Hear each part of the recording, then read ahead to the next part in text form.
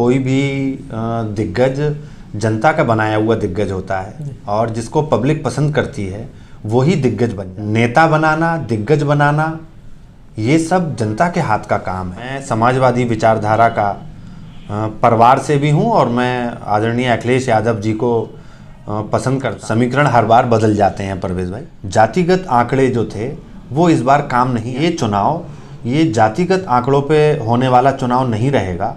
ये चुनाव जो व्यक्ति दोनों वर्गों का वोट लेने में सक्षम होगा और जिसकी छवि विकास कराने के लिए, जिसकी छवि लोगों से व्यवहार कुशलता के लिए, समाज में उठने बैठने के लिए, लोगों के सुख दुख में जाने के लिए और लोगों से अदब लिहाज से बात करने के लिए होगी, जनता उसी को चुने। लेकिन वो पोस्टर छाप किसे कह रहे हैं मुझे नहीं मालूम कि वो किसके लिए कह रहे हैं। ये बात सही है कि वो हमारी कौम के लीडर हैं, लेकिन परिस्थितियाँ बदलने में और लीडरशिप को बरकरार रखने के लिए उनको कुछ लोगों के जो नाराज़गियाँ हैं वो सब दूर करनी होगी। वो फर्स्ट पर्सन है शैला ताहिर जी नवाबगंज की। मेरे मानने ना मानने से कुछ नहीं होता है। चेयरमैन है तो चेयरमैन कही जाएंगी और वो कौम के लीडर हैं। उन्हें विधानसभा में 36,600 वोट मिले। नवाबगंज का एक बहुत ही मान्यता वाला मंदिर श्री बालाजी महाराज का मंदिर,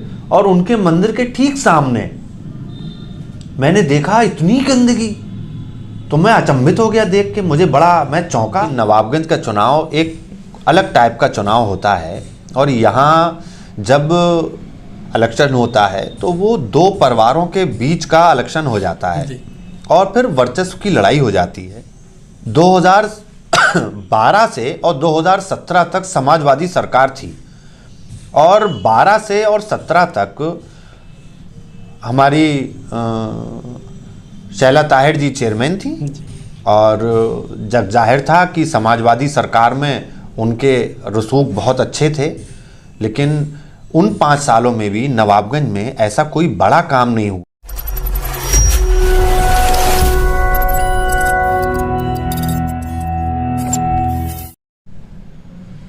स्वागत है आपका स्टार न्यूज़ भारत में। मैं हूं आपके साथ परवेज अंसारी। जैसा कि चुनाव नज़दीक है और हाल ही में अभी जो है आरक्षण आया है, तो नवाबगंज जो है महिला सीट है नवाबगंज की, तो इसी के चलते हम मौजूद हैं। इस समय हमारे साथ इस समय मौजूद हैं नवाबगंज के सीनियर एडवोकेट्स शारिक खान जी। इस बार उन्होंने जो है राजनीति में कदम रख दिया है। शारिक खान जी हैं, उनकी पत्नी जो है चुनावी मैदान में उतरी हैं और जो है जैसा कि चर्चाएं चल रही हैं, लगातार उनके समर्थन में पोस्टें की जा रही हैं। हो सकता है वो इस बार के चुनावी मैदान में आ जाएं, तो उनसे जानेंगे। और बात करें शारिक जी की, तो मैं आपको बता दूं इनके ख़ानदान से एक लंबी राजनीति चली आ रही है। नवाबगंज की पहचान जो है इनके ख़ानदान से ही चली आई है, लेकिन चेयरमैनी के दावेदार जो है इस बार जो है पहली बार ये हुए हैं। तो जानते हैं, तमाम तरह की इनसे बातें करेंगे, तमाम तरह के जो है नगर के हालात पे जो है चर्चा करेंगे और जो है बखूबी लगातार आपको इंटरव्यू दिखा रहे हैं और आने वाले चुनाव में क्या होगा उसको लेके जो है चर्चा करेंगे। शारिक जी, सबसे पहले हमारे चैनल में आपका स्वागत है। बहुत शुक्रिया आपका जी। शारिक जी, जानना चाहेंगे, जैसा कि कयास लगाए जा रहे हैं कि आपकी पत्नी जो है इस बार के चुनावी मैदान में आ सकती हैं, लगातार उनके समर्थन में जो है सोशल मीडिया पर पोस्टें जारी हो रही हैं, क्या लगता है, क्या कहेंगे? देखिए, नगर निकाय चुनाव लड़ने के लिए मैंने तो पहले भी कई सारे इंटरव्यूज़ में भी कहा और मेरे वालिद साहब, मैं सामाजिक रूप से सक्रिय रहते ही हैं, लेकिन क्योंकि आरक्षण का इंतज़ार था और ये इंतज़ार था कि हम क्योंकि सामान्य वर्ग से ही चुनाव लड़ सकते हैं, तो इसलिए हमें आरक्षण के इंतज़ार में अब आके आरक्षण क्लियर हुआ तो महिला सीट हो गई है और आरक्षित नहीं अनारक्षित है। तो ये बात ठीक है कि लोग सोशल मीडिया पे पोस्ट कर रहे हैं और लोगों का मुझे मेरे लिए लगाव, मेरे लिए मोहब्बत ज़ाहिर हो रही है, जिसके लिए सबसे पहले तो सब लोगों का मैं बड़ा शुक्रगुज़ार हूँ। सब लोगों का बहुत शुक्रिया अदा करता हूँ कि उन्होंने इस लायक मुझे समझा। और जहाँ तक सवाल है चुनाव लड़ने का, तो डेमोक्रेसी में, लोकतंत्र में चुनाव होना ये एक सतत प्रक्रिया है। पंचायत चुनाव लोकसभा के चुनाव, विधानसभा चुनाव और नगर निकाय के चुनाव ये हर 5 साल पे होते रहते हैं और सभी को चुनाव लड़ने का पूरा अधिकार है। और ख़ास तौर से जब मैं वकालत कर रहा हूँ और एक राजनीतिक परिवार से हूँ और वकालत करने के नाते मैं समाज में क्या अच्छा बुरा और क्या कानून के दायरे से बाहर हो रहा है उन सब चीज़ों को, क्योंकि मैं तहसील पे बैठता हूँ और आए दिन लोग मेरे पास आते हैं, समाज की हर स्थितियों से पूरी तरीके से मुझे अवगत कराते हैं, तो मुझे जानकारी तो रहती है। तो इसलिए मन तो मेरा भी है चुनाव लड़ने का, लेकिन क्योंकि तैयारी मेरी है और राजनीति में अभी तक हमारे परिवार से कोई भी महिला कभी राजनीति में आगे नहीं आई। मेरे फादर, मेरे वालिद साहब भी चुनाव लड़े, एलडीबी बैंक के चेयरमैन रहे हैं और ज़िला पंचायत सदस्य का चुनाव लड़े, ब्लॉक प्रमुखी का मात्र 1 वोट से चुनाव हार गए थे, विधानसभा लड़े, लेकिन परिवार की कोई महिला कभी मेरे राजनीतिक रूप से कभी कोई चुनाव में आगे नहीं आई है। और मेरे घर के और मेरे बड़े भाई हैं, मेरे वालिद साहब हैं और मेरे बहुत सारे बुज़ुर्ग हैं, उन सब लोगों के राय मशवरे से मैं आपको बता पाऊँगा आगे अभी कुछ समय में कि वाइफ मेरी चुनाव में आ रही हैं या नहीं, जिसमें उन बुज़ुर्गों में आदरणीय भगवत शरण गंगवार जी भी शामिल हैं, क्योंकि हमारी पार्टी के बड़े नेता भी हैं और साथ में मैं उन्हें पिता तुल्य का दर्जा देता हूं और समाजवादी पार्टी के वरिष्ठ नेता हैं, नवाबगंज विधानसभा से लेके और ज़िले में क्या पूरे मंडल में। तो उनसे भी एक बार बात करूंगा, राय मशवरा करूंगा। सर जी, अगर आप चुनावी मैदान में आते हैं तो आपके सामने कई पुराने दिग्गज हैं, तो ऐसे में आप किस तरह से मैनेज करेंगे? देखिए, बात आपकी बिल्कुल ठीक है, लेकिन कोई भी दिग्गज जनता का बनाया हुआ दिग्गज होता है और जिसको पब्लिक पसंद करती है वही दिग्गज बन जाता है। कोई राजनीति एक ऐसी क्षेत्र है जिसमें नेता बनाना, दिग्गज बनाना, ये सब जनता के हाथ का काम है। तो मेरा मानना ये है कि मुझे 15 साल लगभग वकालत करते होने जा रहे हैं और मेरे वालिद साहब को लगभग 40 साल राजनीति के क्षेत्र में होने जा रहे हैं। मुझे नहीं लगता है कि मुझसे या मेरे वालिद साहब से या मेरे घर से कोई आदमी नाराज़ है या मेरे लिए कहीं भी कोई दाग ऐसा है जो मुझे जनता का और आवाम का प्यार मिलने में कहीं कोई दिक्कत आएगी। आपकी पत्नी के भाई डॉक्टर हुड्डा जी भारत सरकार में जो है, बीजेपी सरकार में जो है मंत्री पद पर हैं और समाज सेवी रमेश गंगवार की अगर बात की जाए तो आपके जो है खास मित्र हैं, एक अच्छे, और उनकी जो है एक अलग छवि है। तो क्या लगता है आपको इस बार जो है चुनाव में आपकी वो किस तरह से मदद करेंगे? देखिए, ये बात आपकी ठीक है कि मेरे सगे साले साहब जो हैं, डॉक्टर हुड्डा जो हैं, वो उत्तर प्रदेश सरकार में हज कमेटी में सदस्य हैं और उन्हें पुलिस सुरक्षा मिली हुई है और भारतीय जनता पार्टी के लिए वो प्रचार करते हैं।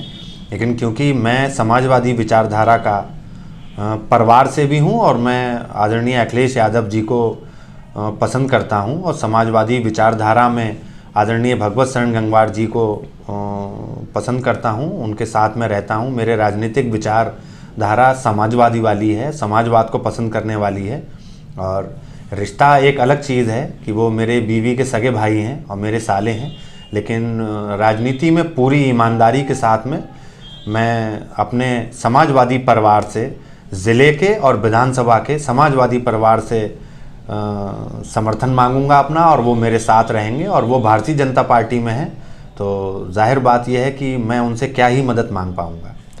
समाजवादी पार्टी से कई संभावित प्रत्याशी जो हैं टिकट के दावेदार हैं, तो ऐसे में आपको जो है कितने % टिकट मिलने की उम्मीद है? देखिए, ये तो कोई उम्मीद तो अभी नहीं कही जा सकती है। मैंने आपसे पहले भी कहा कि राजनीतिक रूप से मैं समाजवादी विचारधारा को पसंद करता हूं और आदरणीय भगवत शरण गंगवार जी से मेरे बहुत पुराने रिश्ते हैं मेरे परिवार के, और मुझे ये लगता है कि अगर सब लोगों ने राय दी, सब बुज़ुर्गों ने और मेरे परिवार ने, और कहा कि आप अपनी पत्नी को चुनाव मैदान में लाइए और मैं टिकट का आवेदन करूंगा, तो मुझे उम्मीद ये है कि आदरणीय भगवत शरण गंगवार जी और ज़िले के समाजवादी राजनेता वो जानते हैं कि हम पुराने समाजवादी हैं और जनता के बीच में ही रहते हैं और हर चुनाव में हम समाजवादी को ही चुनाव लड़ाते हैं। तो मुझे उम्मीद है बाकी जो पार्टी का और बड़े नेताओं का फैसला होगा वो मुझे स्वीकार होगा। आमतौर पर देखा जाए तो नवाबगंज में जब भी चुनाव आता है तो जात बिरादरी के नाम पर चुनाव होता है, तो क्या लगता है इस बार भी ऐसा होने वाला है? नहीं, देखिए समीकरण हर बार बदल जाते हैं परवेज भाई। ये जो चुनाव है, इस चुनाव में 2 गांव, एक बहौरनगला देश नगर और एक आखूपुर, वो 2 गांव इसमें जोड़े जा चुके हैं और समीकरण चेंज हो गए हैं। और पहले 29,600 समथिंग वोट थे नवाबगंज नगर पालिका में, और इस बार के जो नए वोट बढ़े हैं और कम हुए हैं, उसके बाद में 10,000 कुछ वोट बढ़ाए गए हैं। इसमें ये 2 गांव के वोटर बढ़ गए हैं। और जातिगत आंकड़े जो थे वो इस बार काम नहीं आएंगे, क्योंकि पिछले 5 सालों में जातिगत आंकड़ों के आधार पे चुनाव जीतने के बाद भी जो हमारी मौजूदा चेयरमैन साहिबा हैं वो विकास कार्य नहीं करा पाई, क्योंकि उनकी व्यक्तिगत तौर से हारने वाले प्रत्याशी से आमना सामना रहा, और वो अपनी शिकायतों में और उस विरोध को दूर करने में ही इस 5 साल का समय बीत गया, और इसका जनता पर और नवाबगंज के विकास पे बहुत बड़ा फ़र्क पड़ा। तो इसलिए ये चुनाव, ये जातिगत आंकड़ों पे होने वाला चुनाव नहीं रहेगा। ये चुनाव जो व्यक्ति दोनों वर्गों का वोट लेने में सक्षम होगा और जिसकी छवि विकास कराने के लिए, जिसकी छवि लोगों से व्यवहार कुशलता के लिए, समाज में उठने बैठने के लिए, लोगों के सुख दुख में जाने के लिए और लोगों से अदब लिहाज से बात करने के लिए होगी, जनता उसी को चुनेगी। मैं आपको जीता जागता एक इसका उदाहरण भी दे दूं। भाई हिंदुस्तान में, भारत में कांग्रेस पार्टी और भारतीय जनता पार्टी, सेंट्रल में गवर्नमेंट रहती थी कांग्रेस की और भाजपा की भी। जब बुद्धिजीवी वर्ग ने ये देखा कि दिल्ली की बात कर रहा हूँ मैं, दिल्ली प्रदेश की, तो वहाँ लोग ये कहते थे कि कद्दावर और ज़बरदस्त और बड़े नेता भाजपा और कांग्रेस, इन्हीं की गवर्नमेंट रहती थी। लेकिन जब जनता ने देखा कि काम नहीं हो रहे हैं तो उन्होंने वहाँ केजरीवाल जी को मुख्यमंत्री बनाया, और वो इस बार भी मुख्यमंत्री हैं वहाँ से। तो ये सब जनता के हाथ का अपना मामला होता है। कौन कद्दावर है और कौन बड़ा लीडर है, ये सब जनता बनाती है। अगर जनता को ये लगेगा तो हिंदू मुस्लिम या सिख ईसाई या किसी भी जातिगत मामले को लेके मेरा चुनाव नहीं होगा। मैं, आपने अभी खुद ही कहा कि मेरी दोस्ती रमेश गंगवार जी से है, मेरे संबंध डॉक्टर AK गंगवार जी से हैं, रवि गंगवार जी से हैं, संतोष गंगवार जी से हैं। मैं सबका बहुत अदब लिहाज करता हूं और सब लोग वो मान सम्मान देते हैं और हम लोगों का मिलना जुलना है। राजनीतिक विचारधाराएं हमारी अलग हैं, ये एक अलग बात है, लेकिन हम लोगों का एक दूसरे के यहाँ सुख दुख में आना जाना, मिलना जुलना सब रहता है। तो अगर मैं जनता के बीच में जाऊंगा और अगर मुझे जनता ने चुना तो मेरा विरोध नहीं होगा। मैं 5 साल जीतने के बाद में, जैसे बाकी के और नगर पालिकाओं के अध्यक्ष अपना भाजपा सरकार में भी, जैसे मेरे अजीज़ दोस्त हैं कमर एजाज शानू साहब सेथल के चेयरमैन हैं, 2 बार चेयरमैन कार्यकाल पूरा कर रहे हैं अपना जी। एक बार तो समाजवादी सरकार में चेयरमैन रहे और इस बार वो भारतीय जनता पार्टी की सरकार में भी चेयरमैन रहे, और कोई विवादित उनका काम नहीं रहा और कोई उनकी कभी शिकायत नहीं की गई। तो उन्होंने 5 साल काम किया और उस काम की उनकी तारीफ भी की जाती है पूरे ज़िले में। तो सारिक जी, मैं आपके यहाँ पे बात रोकना चाहूँगा। अभी आपने जो है नगर के विकास को लेकर बात की और जो है चेयरमैन साहब शानू जी की आपने बात की। तो जैसा कि अभी कुछ दिन पहले एक इंटरव्यू में देखा गया था, पालिका अध्यक्ष के पति डॉक्टर ताहिर जी ने कहा था कि नगर में जो विकास नहीं हुआ है उसका जिम्मेदार जो है उनका विपक्षी है, उन्होंने नहीं करने दिया। तो क्या लगता है फिर शानू जी का कोई विरोध नहीं हुआ होगा जो उन्होंने विकास कराया?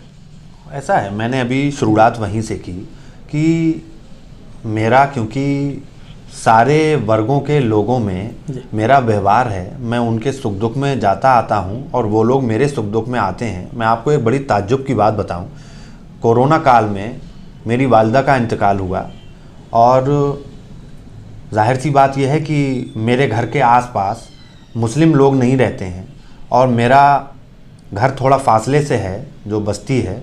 तो मेरे यहाँ 3 दिन खाना मेरे दोस्त रमेश गंगवार जी दलेल नगर वाले, उनके यहाँ से आया, पुरुषोत्तम गंगवार जी के यहाँ से आया।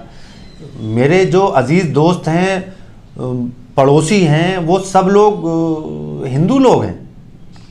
तो उन लोगों के यहाँ से मेरे यहाँ खाना आया और मेरा उन लोगों के सुख दुख में शामिल होना, उनका मेरे सुख दुख में शामिल होना, तो ऐसा ही कमर एजाज शानू साहब का भी रहा। उनका भी विरोध इसीलिए नहीं है, वो सभी वर्गों में मिलते हैं और सभी वर्गों के सुख दुख में शामिल होते हैं। और चुनाव में राजनीतिक विचारधाराएं अलग हो सकती हैं, मेरी डॉक्टर ताहिर साहब से या चेयरमैन साहिबा से राजनीतिक विचारधाराएं अलग हो सकती हैं, लेकिन वैसे मेरा उनसे कोई रंजिश नहीं है, मेरा उनसे कोई मतभेद नहीं है। और जहाँ तक सवाल है विकास कार्यों को रोकने के लिए, तो उनकी व्यक्तिगत रूप से कुछ रंजिश सी हारे हुए प्रत्याशी से रही इस वजह से, और कुछ काम ऐसे रहे जिन कामों की शिकायतें जांचों में उनको उलझने की वजह से विकास कार्यों में देरी हुई और विकास कार्य कम हो पाए। क्या लगता है, जैसा कि पालिका अध्यक्ष के पति डॉक्टर ताहिर जी ने कहा था कि नवाबगंज में उनके अलावा मुस्लिमों में कोई नेता नहीं है, बाकी जो है पोस्टर साहब, क्या लगता है कोई नेता नहीं है मुस्लिमों में? नहीं, देखिए मैंने तो खैर, अब वो उन्होंने किसके लिए कहा मैं नहीं कह सकता, वो मेरे बड़े हैं। और मैंने अपने एक इंटरव्यू में भी कहा, मेरे मानने या ना मानने से मैं ये कहूँ कि वो कुछ नहीं है तो ये कोई मानने वाली बात नहीं है। वो हमारी कौम के लीडर हैं और 3 बार के, लेकिन आपके वालिद साहब जो हैं वो भी एक बड़े नेता रहे हैं। हाँ जी, वो भी नेता हैं, मेरे वालिद साहब भी कौम के लीडर हैं। और हाजी मुख्तार साहब मरहूम, जिनका अभी हाल में ही इंतकाल हो गया, वो कौम के लीडर थे। और ये बात बिल्कुल सही है, तो वो सही कह रहे हैं कि वो लेकिन वो पोस्टर छाप किसे कह रहे हैं मुझे नहीं मालूम कि वो किसके लिए कह रहे हैं। ये बात सही है कि वो हमारी कौम के लीडर हैं, लेकिन परिस्थितियाँ बदलने में और लीडरशिप को बरकरार रखने के लिए उनको कुछ लोगों के जो नाराज़गियाँ हैं वो सब दूर करनी होंगी। और जो काम भी 3 बार वो चेयरमैन रह लिए और 5 चुनाव वो लड़ लिए और विधानसभा भी लड़ लिए, लोकसभा भी लड़ लिए, तो चुनाव हारे भी हैं और चुनाव जीते भी हैं और जनप्रतिनिधि भी वो रहे हैं, सब बातें ठीक हैं। लेकिन ये है कि अब ये उन्होंने कहा, मुझे नहीं मालूम उन्होंने किन के लिए कहा, लेकिन फ़िलहाल तो मैंने आपसे पहले भी एक इंटरव्यू में मैंने कहा था कि वो फर्स्ट पर्सन है शैला ताहिर जी नवाबगंज की। मेरे मानने ना मानने से कुछ नहीं होता है, चेयरमैन है तो चेयरमैन कही जाएंगी। और वो कौम के लीडर हैं, उन्हें विधानसभा में 36,600 वोट मिले थे और मौजूदा चेयरमैन पति हैं, वो चेयरमैन है, तो मैं कैसे कह दूं कि वो लीडर नहीं है। अब वो किसके लिए कह रहे थे मुझे उसका नाम नहीं मालूम। साहिर जी एक बात और जानना चाहेंगे, जैसा कि पालिका अध्यक्ष को जो है 3 बार मुस्लिम है, उन्हें 3 बार नगर की जनता के लिए सेवा करने का मौका मिला और नगर में ही एक उर्दू मीडियम जो है स्कूल चलता है, उसकी आवाज़ हमने देखा आपने लगातार कई ज्ञापन दिए और अब भी आवाज़ उठाते हैं। क्या लगता है, तो चेयरमैन को ये नहीं सोचना चाहिए था? नहीं, बिल्कुल सोचना चाहिए था, लेकिन मैंने पहले भी कहा कि नवाबगंज का जो नगर पालिका का चुनाव होता है वो बड़ा अलग टाइप का चुनाव होता है। और इसमें सही बात यह है कि जो नवाबगंज की आवाम है वो ना चाहते हुए भी उन्हीं प्रत्याशियों पे दांव लगाती है, क्योंकि सही बात यह है कि ऑप्शन नहीं होता है। ख़ास तौर से मैं अपनी कौम के लिए कहूँगा कि आवाम सब जानती है कि कौम के जो लीडर हैं, जो जनप्रतिनिधि हैं, वो स्कूल की आप बात कर रहे हैं उर्दू मीडियम के, मैं आम बातें कर रहा हूँ, नालों का, नालियों का। अरे ड्रेनेज सिस्टम जब नहीं होगा, जब पानी का निकास नहीं होगा तो पानी तो नालियों में रुकेगा। जब उसका ढाल सही नहीं होगा और ड्रेनेज सिस्टम सही नहीं होगा और कूड़े की निकासी नहीं होगी, कूड़ा, मैं मतलब कहने का मेरा अर्थ ये है कि मैं अभी गया रामलीला ग्राउंड की तरफ, तो नवाबगंज का एक बहुत ही मान्यता वाला मंदिर, श्री बालाजी महाराज का मंदिर, और उनके मंदिर के ठीक सामने मैंने देखा इतनी गंदगी, तो मैं अचंभित हो गया देख के, मुझे बड़ा, मैं चौंका कि जहाँ पूरे दिन और ख़ास तौर से एक विशेष दिन पे पूरे नवाबगंज के लोग वहाँ माथा टेकने और दर्शन करने जाते होंगे, वहाँ इतनी गंदगी। तो नगर पालिका अध्यक्ष का और अधिशासी अधिकारी का ये कर्तव्य बनता है, जब आपको जनता ने वोट देके चुना है तो आपको स्कूलों के भी बारे में देखना है, आपको सफाई के भी बारे में देखना है, और आपको राजनीतिक रूप से लोगों के बीच में भाई फीता काटने भी जाना है, लोगों की शादियों में भी जाना है, लोगों की गमों में भी जाना है, लोगों के यहाँ अगर किसी की कोई मरीज एडमिट है तो अस्पताल भी देखने जाना है।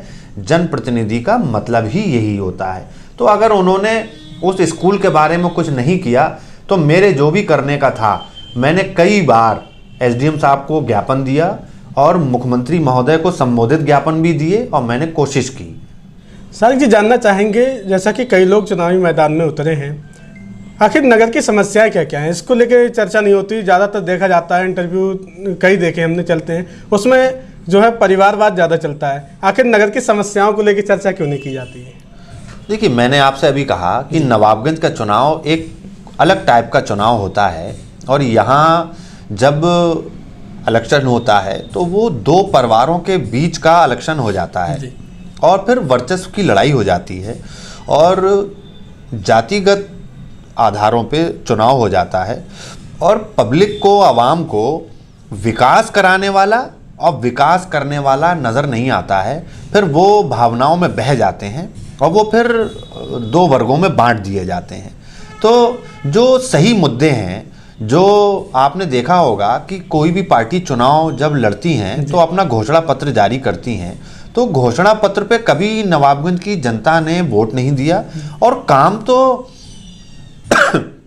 मुझे कहना नहीं चाहिए भाई, 2012 से और 2017 तक समाजवादी सरकार थी, और 12 से और 17 तक हमारी शैला ताहिर जी चेयरमैन थी, और जब जाहिर था कि समाजवादी सरकार में उनके रसूख बहुत अच्छे थे, लेकिन उन 5 सालों में भी नवाबगंज में ऐसा कोई बड़ा काम नहीं हुआ। जैसे मैं आपको एक छोटा सा उदाहरण दे रहा हूँ, सेथल नगर पंचायत में कंबर एजाज शानू साहब ने समाजवादी सरकार में 3 काम बड़े कराए। मेरा अजीज दोस्त है इसलिए मुझे जानकारी रहती है। एक, उन्होंने बहुत भव्य पार्क का निर्माण कराया जो आप सेथल में घुसेंगे चौकी के पास में है। एक, उन्होंने नगर पंचायत परिसर के अंदर ही एक भव्य शादी हाल का निर्माण कराया। एक, उन्होंने 10वां स्थल और एक बहुत बड़ा हॉल हिंदू समाज के लिए हिंदू मोहल्ले में कराया, और बाकी पूरे सेथल नगर पंचायत में प्रकाश की व्यवस्था, नालियों की व्यवस्था और सड़क सीसी इंटरलॉकिंग की व्यवस्था कराई। ये सब काम उनके समाजवादी सरकार के बड़े काम थे। तो हमारी शैला ताहिर जी समाजवादी सरकार में 5 साल चेयरमैन रहीं, और उन्होंने कोई बड़ा काम ऐसा नहीं नवाबगंज के लिए कराया जो वो उस समय पे करा सकती थी। विकास के लिए मेरा अपना मानना ये है कि कोई बहुत लंबी चौड़ी बात मैं करूं कि भाई नगर पालिका अध्यक्ष के पास में मैं ये कहूं कि कोई बहुत बड़ा काम कराने की क्षमता हो, भाई स्टेडियम नहीं बनाया जा सकता, आप रोडवेज का निर्माण नहीं करा सकते, लेकिन छोटे छोटे काम थे। आप शादी हाल का निर्माण करा सकते थे।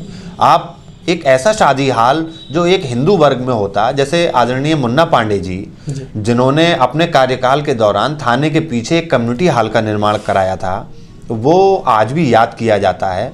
ऐसे ही नवाबगंज में कहीं जगह देख के 2 शादी हाल ऐसे बनाए जा सकते थे नगर पालिका परिषद की तरफ से, जो नगर की जनता के लिए एक सहूलत की भी चीज़ हो जाती और वो विकास कार्यों की श्रेणी में आते। साथ में ही नालों का, मेन नाली और नालों का जो ड्रेनेज सिस्टम है उनको ले जाने के लिए एक पूरा मैप तैयार किया जाता और नालों और नालियों का एक जाल बिछाया जाता जो पानी बाहर निकलने के लिए सही बनता। एक मेरा बड़ा मन है कि मैं लड़ूं ना लड़ूं, जीतूं ना जीतूं, जो भी कोई जीते, ये एक स्वच्छ लोकतंत्र के लिए मैं उन लोगों से भी आग्रह करूंगा कि जो लोग रहे हैं और जो आगे बने, भले ही मैं ना बनूं, कि एक लाइब्रेरी होना चाहिए, कंप्यूटर लाइब्रेरी होना चाहिए, जिसमें कंप्यूटर लगे हों, जिसमें अखबार आएँ, जिसमें किताबें हों। ये सब काम नगर पालिका की तरफ से किए जाने चाहिए। और मैंने पिछले भी इंटरव्यू में कहा कि कुछ चीज़ें जनता के दिल को छूने वाली भी होती हैं, होती बहुत छोटी हैं। मैंने कहा कि लोगों के यहाँ मौतें हो जाती हैं सभी वर्गों में, तो उनके लिए नगर पालिका एक विशेष व्यवस्था कराए कि सफाई कर्मचारी वहाँ पहुँचें, वहाँ 100-200 कुर्सियाँ नगर पालिका की तरफ से पड़ जाएं, और वहाँ क्योंकि उनका परिवार गम में होता है, तो वो उसके लिए नगर पालिका की तरफ से कुर्सी, पानी और कर्मचारियों की तरफ से सफाई की व्यवस्था कराई जाए। पानी के लिए चिलिंग पॉइंट लग जाए। शादी बारातें होती रहती हैं, लोगों के यहाँ रोज़ा अफ्तारी होती हैं, मस्जिदों में भेजे जाएं पानी। तो इस टाइप के छोटे छोटे काम कराए जाएं, तो ये विकास की श्रेणी में आते हैं। बाकी जो नवाबगंज का बीच वाली रोड है, इसका भी एक कहना चाहिए प्लानिंग करके नगर पालिका की तरफ से, इसको ये नगर में आ चुका है लेकिन अभी भी पीडब्ल्यूडी के अंडर में है। नगर पालिका यदि चाहती तो इसको पीडब्ल्यूडी से नगरीय क्षेत्र में लेके इस पे चौड़ा रोड करके बीच में डिवाइडर बना के उस पे बढ़िया लाइटिंग करके दो तरफ इसके रोड चलता, जिससे जाम की भी स्थिति नहीं बनती, और साथ में नगर का सौंदर्यीकरण होता, लाइटिंग होती, बीच में पौधे लगते, इधर उधर नाले होते, एक पार्क बड़ा सा बनाया जाता जहां सुबह को बच्चे बुजुर्ग जाके खेलते और टहलते। अगर आपकी पत्नी चुनाव मैदान में आती हैं और चुनाव जीतकर आती हैं तो नवाबगंज के विकास के लिए क्या करेंगे? देखिए, अभी तो मैं ये कह सकता हूँ आपसे कि मेरी पत्नी वो हाउस होल्ड वाइफ हैं और वो बहुत अच्छे तरीके से पिछले 17 सालों से मेरे घर को, मेरे बच्चों को और मुझे और मेरे परिवार को, मेरे बुज़ुर्गों को, सबको इज़्ज़त अदब और घर को मैनेज कर रही हैं। अगर सही कहूँ तो गृह मंत्रालय वही चला रही हैं, तो आगे वो मैनेजमेंट में बहुत परिपक्व हैं, बहुत मैच्योर हैं हर चीज़ का डिसीज़न लेने में। जब वो घर चला सकती हैं तो वो पूरे नगर को भी अपना घर समझ के चलाने के लिए मुझे लगता है उनके अंदर पेशेंस है, और वो कूल माइंड और पोस्ट ग्रेजुएट और एक ऐसे परिवार से हैं जहां कभी भी उनको किसी भी जाति वर्ग विशेष को अलग करके नहीं सिखाया गया।